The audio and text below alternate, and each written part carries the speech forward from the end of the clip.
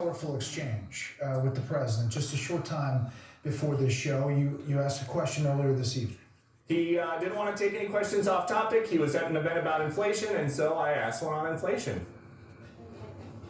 I think inflation is a political liability. Has an impact. That's a great asset. More inflation. What a stupid son of a bitch. And now we'll just wait to see if the White House has to bleep that on the transcript, Brett. What do the other reporters say about that? Have you talked to them? Well, they actually had to tell me that he said it because I couldn't hear anything over the shouting from the Wranglers. So the clip will now live on. Brett. And infamy. Peter Ducey live on the North Lawn. Peter, thanks. Let's bring in senior political analyst Britt Hume. Good evening, Britt. Listen, we've got a lot of important things to talk about, but I want to start there. You and I covered the White House. We just had a few days ago our White House correspondent Jackie Heinrich asked a question that actually was a very substantive question that is the topic of a lot of opinion pieces and foreign policy experts over the next few days. And the president said, "What a stupid question." And then tonight in this, Peter Ducey is the pool reporter asking questions for everyone.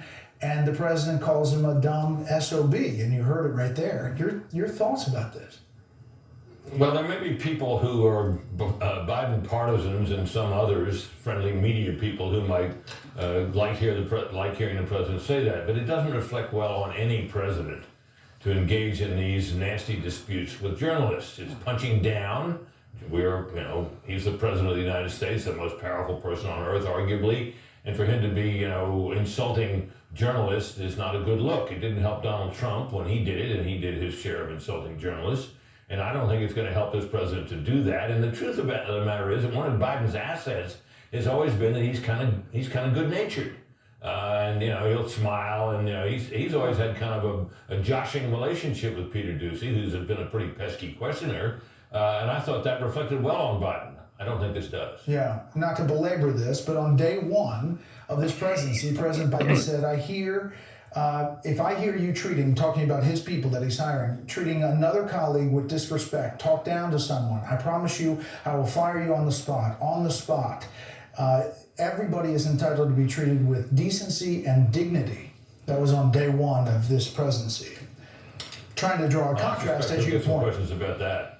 Yeah, who might get some questions about how well that's holding up in light of these exchanges with our two White House. Yeah, let me turn to Russia and where you see things right now. This is a tinderbox on that border between Russia and Ukraine.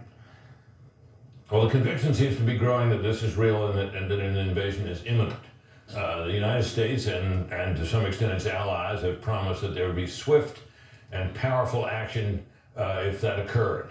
The concern, I think, though, is how swift and powerful the action could be. After all, there's no indication that any direct military involvement by the United States. Shipping arms is one thing, sending forces is another. There's no sign we're willing to send forces actually into Ukraine to help the Ukraine defend itself.